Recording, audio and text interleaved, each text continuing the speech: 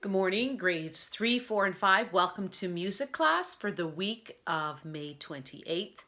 I hope you had a wonderful long weekend and enjoyed that weather. It certainly was a perfect weather that God had given us. God is good all the time. What I'd like you to do for today is have your ukulele handy.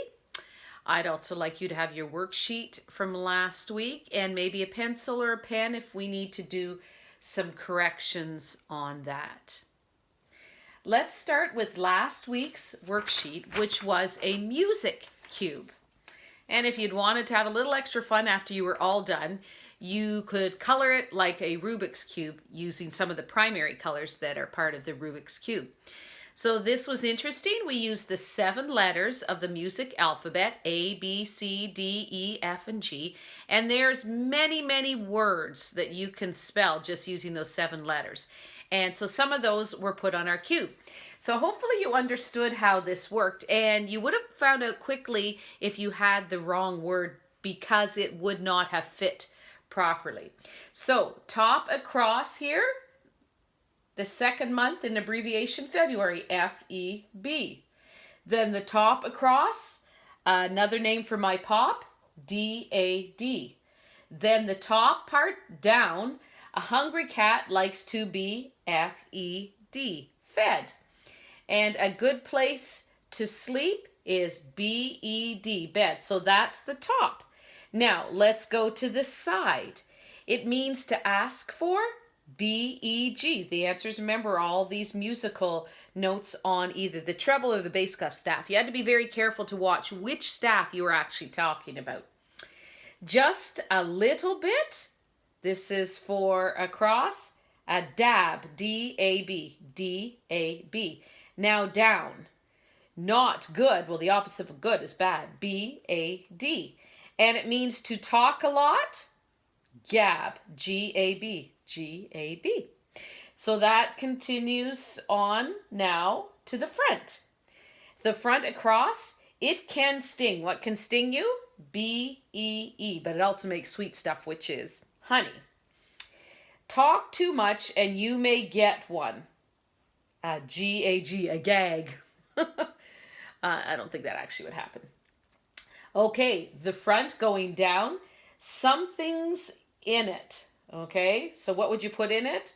Maybe a sandwich, B-A-G, bag. And finally, the last one going down on the front, it's good to scramble, E-G-G, egg. So if you got all of those correct, give yourself a nice pat on the back. Well done. This week's worksheet is a matching game. So we should have reviewed all of these. Let me just talk about a few. This side is not as familiar. So if you can't do this side this week, that's okay. This side we should know. So P stands for the word soft. So then you would have drawn a line to here, okay? All of these are symbols that we've seen. This side here is intervals. That's distance between notes. A fourth means there's 4 notes from the first note to the next note. So the way you would count that, so let me help you with this top one. Here, this first one is actually a fifth because you count the line it's on, 1, then the space 2, the next line 3, the next space 4, and then the line it's on is 5. So these numbers here are interval sizes or distance between notes. So you can see how those go, counting between, okay? D, C, alpha, and A. Music students, probably if you're in some private music lessons, you've probably seen that. DC stands for da capo, alpha, and A. It means to go back to the top of the music till you come to the word fine, pronounced fine. This is the repeat sign. This just means the end. When you have 2 notes that are connected together that are different notes, that's called a slur. You smoothly connect it. Like if I said, the cow jumped over the moon. Those words are slurred. If they're connected with a smiley or a frown and they're the exact same note, we call that a tied note. And then the rest of these should know. So for those of you who are a little unfamiliar with some of these, hopefully my explanation has helped. And together we will correct those next week. Have some fun with that. Don't get too concerned about these if some of them are challenging. All right, go back and re-listen to my video for the explanations and see if you can figure them out. We'll do that next week together. Alrighty, now if you could take your ukuleles today, I would like us to practice our scale. So first of all, let's make sure it's tuned properly. Now, some of this might be lost in a little bit of translation between our instruments, all right, because of the fact that, you know, sometimes pitches change just a wee bit. I'm going to move this down a little bit lower now, so you'll be able to see my fingers, more importantly, as I play the ukulele, okay? So let's start. We're going to play our C scale. Let's say the notes as we play them. So C, oh, let's just go back and tune. My dog has fleas.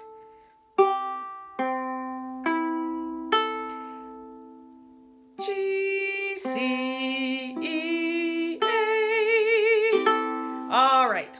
So let's play the scale. Our note, middle C, C, D, E, F, G, A, B, C. Hopefully you can see my fingers. I'll move a little closer and let's try that once more. C, D, E, F, G, A, B, C. Now what I want you to try is a little bit of leapfrog, okay? So I wrote this out on a sheet of paper, and this is essentially what I wanted you to do. Play C. That was the scale at the top. Then the next line here is play C, skip to E, go back to D, skip to F, go back to E. And I think it'd be kind of neat to try that. That's a good exercise with note placement, because we learn our first song this week, or this new song this week. It would be nice to know the notes, not in a row like the scale, to be able to find them in between. So C, E, then you go D, G. Oops, sorry. Let's start again. C, D, then I skipped F. Okay, so C, E, D, F. Let's try that. C, E, D, F, then E, G, leapfrogging, okay? C, E, D, F, E, G, C, E, D, F, G. Okay? All right, so we'll leapfrog between those.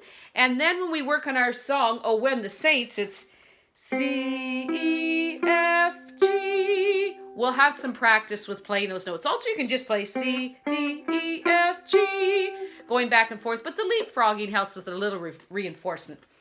Oh When the Saints has 3 chords in it. So this week, we're going to talk about the chords. Next week, we'll talk about some of the single notes, as this week you're reviewing the scale in C, E, D, F, E, G, or other ways of becoming more familiar.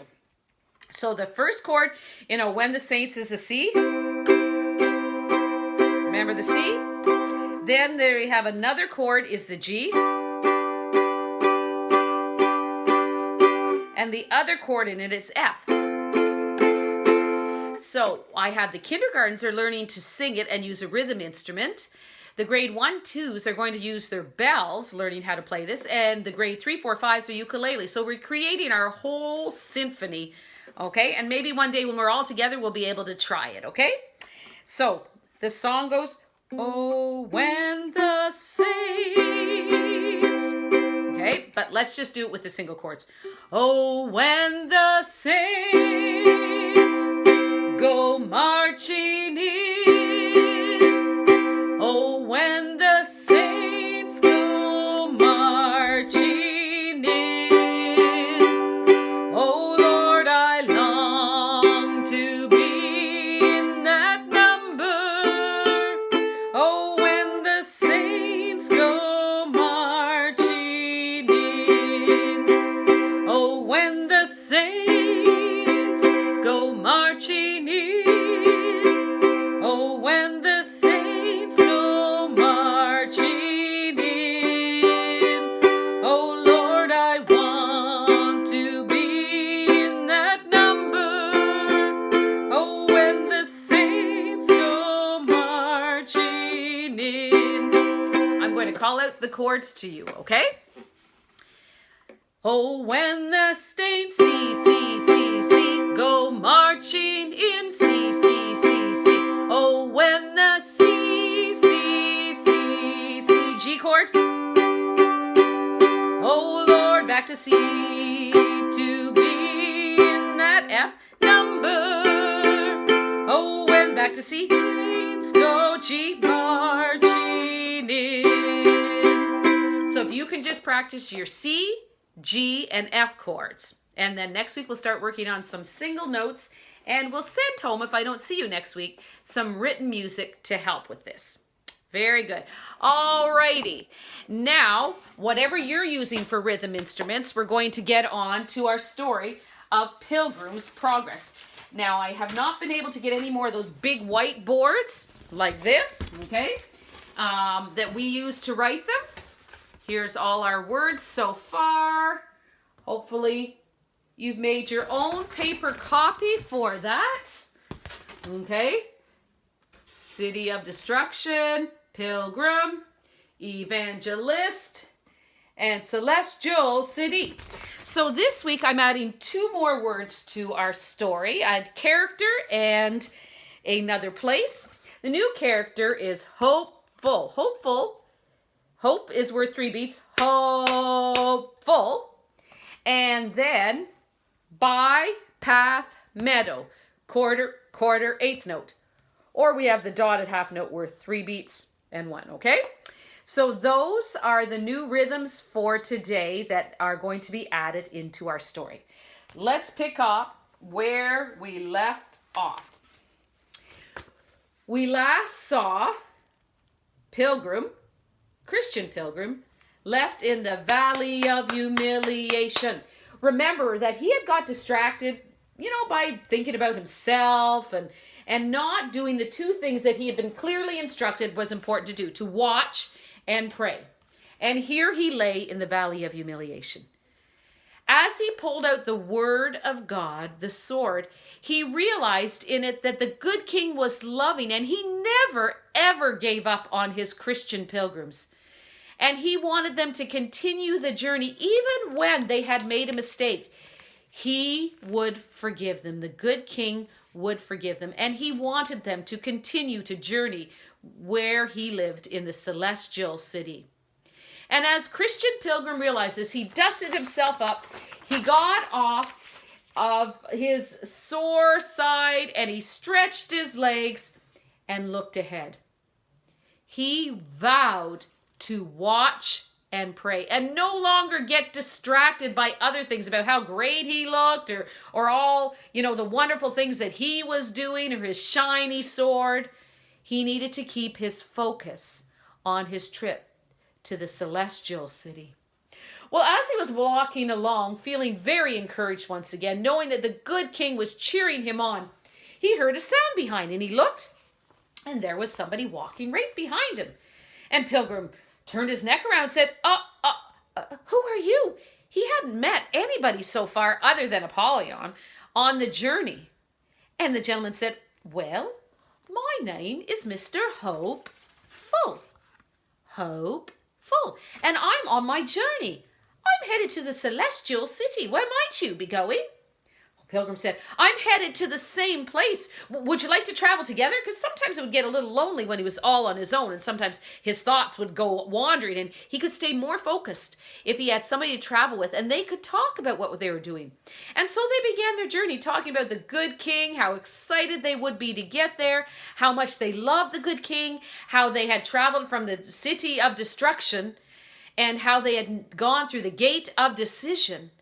And now how they had lost their burden and began the journey. Well, it sounds like you've had quite a time. You ended up in the Valley of Humiliation, you said?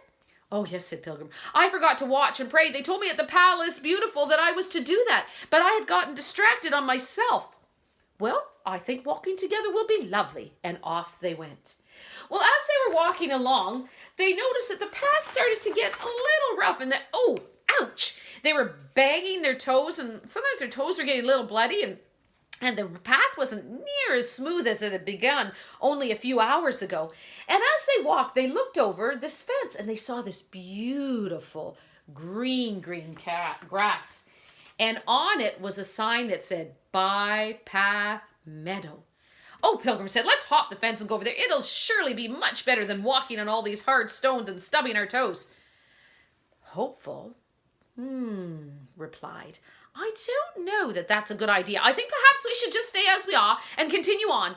Oh, said Pilgrim, doesn't that look so much better? Don't you think it'd be okay? Just for a short time. We'll watch and we'll pray. But, it just looks easier over there. Oh, I don't know, once again Hopeful answered. But didn't matter. Hopped Pilgrim over the fence and Hopeful followed him. Well, they were barely along Bypath Meadow when all of a sudden torrential rain began pouring and lightning coming down, smash, crash. And the rain and the wind and the lightning caused a very, very difficult journey. And so they quickly tried to find some boards and they leaned them up against a wall and they hid under them to try and protect themselves from the flooding and the fiery lightning and the wind. Oh, maybe this wasn't such a good idea, said Pilgrim. Oh, I don't believe it was after all. Oh, as soon as it stops, we'll hop back over the fence and we'll get back on the proper way if we can find it. Yeah, we'll do that, absolutely. Well, no sooner had they said that when they heard a noise. Did you hear that, Hopeful? I did. What could that be? I don't know, said Christian Pilgrim, but it's getting closer and closer.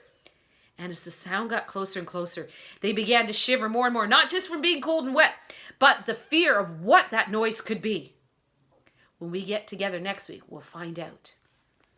Have a great week, and we'll see you soon. Bye-bye.